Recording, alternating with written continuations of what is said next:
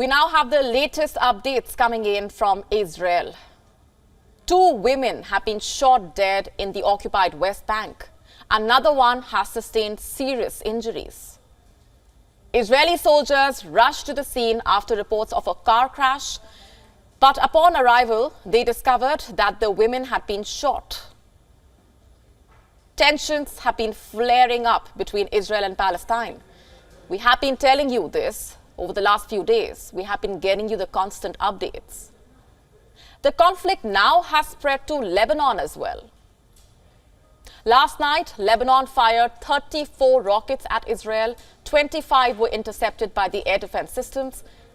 And today, Israel has retaliated. Israel's military targeted Hamas camps in southern Lebanon.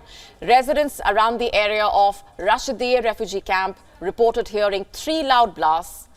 It is the second most populated Palestinian camp in Lebanon. Listen in to what the residents had to say. We are sleeping at night and we suddenly heard a sound. We woke up and the roof started to fall on us. My brothers were sleeping here. We ran outside and shrapnel, soil and stones started flying around us. Israeli missiles also rained down in different areas of Gaza. Have a look at these visuals now. Houses and vehicles stood destroyed. Walls and windows were blasted by the powerful explosions. There was dirt, smashed glass windows in people's homes. Israel said its jets hit 10 targets, including tunnels and weapons manufacturing sites of Hamas. But this victim had a different story to tell. If I was in the car, I would have died. Money and the car can be redeemed, but what does the citizen have to do in all of this? What do the children, my 2-year-old sister, my parents and siblings have to do in all of this? This is a residential area. There's nothing here but a home, crops, a building and some agricultural land. 2 days ago, tensions flared up between Israel and Palestine, bringing them on the brink of a war. But now Lebanon is also getting involved. Last night's attack was the biggest since 2006 when Israel fought a war with the Hezbollah movement. Is the whirlpool effect pulling in the neighborhood as well? Let's not forget how it all started.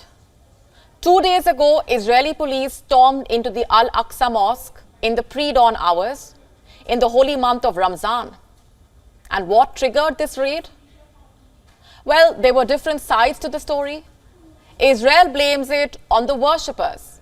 It says masked agitators locked themselves inside the holy site, that they carried fireworks, sticks and stones. So the police was forced to enter the compound. But the worshippers say something else, that they were praying when the police marched in and started hurling stun grenades at them. More than 350 people were arrested and removed from the mosque. But the storm did not pass. Violence erupted once again in the Al-Aqsa Mosque, this time in the late evening hours. Police entered the compound once again and tried to evacuate the worshippers. They threw stun grenades and fired rubber bullets. Why was this happening? Well, the Israeli police says worshippers were hiding weapons, that they were carrying firearms. So my question is, where are these weapons? Did the police recover any firearms from the worshippers? No evidence has been found, as per reports. The police got a hold of firecrackers at the most. Instead, we have videos of the police beating up the worshippers, of people being hit by stun grenades, of the injured being carried away on stretchers. After all, it is the Israeli police we are talking about. The one that is controlled by a hardliner like Itamar Ben-Gvir. But it did not end there. In response to the raid, Hamas fired rockets into Israel from the Gaza Strip. 7 to 9 rockets were fired. Sirens on Israel's border were blaring. The country's Iron Dome intercepted most of these rockets. And then the Lebanese missiles came. The exchange triggered a rebuke from the Prime Minister, Benjamin Netanyahu. This is what he said.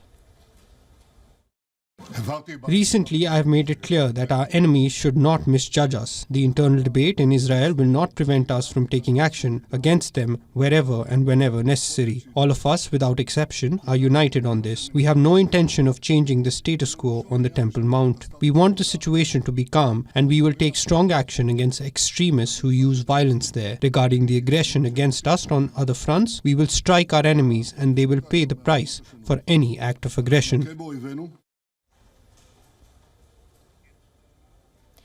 Netanyahu's coalition is filled with right-wingers and hardliners. I already told you about Ben-Gvir. But you see, he is not the only one. There are hardliners on both the sides. Are they provoking a third intifada?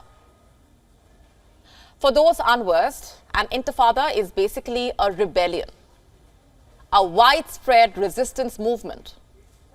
Israel has seen at least two of them. The first one started in the year 1987. It ended in 1993. There were protests, violent riots and rocket attacks. Thousands of Palestinians and hundreds of Israeli troops lost their lives. And the second one came in the year 2000. This one ended in 2005. Are things headed towards a third intifada? The Al-Aqsa Mosque was raided twice in a day. Protests broke out. Rockets and missiles rained down in multiple parts. And now Lebanon is also involved. Will the tensions die down, or will there be another widespread uprising? We are now available in your country. Download the app now. Get all the updates on the move.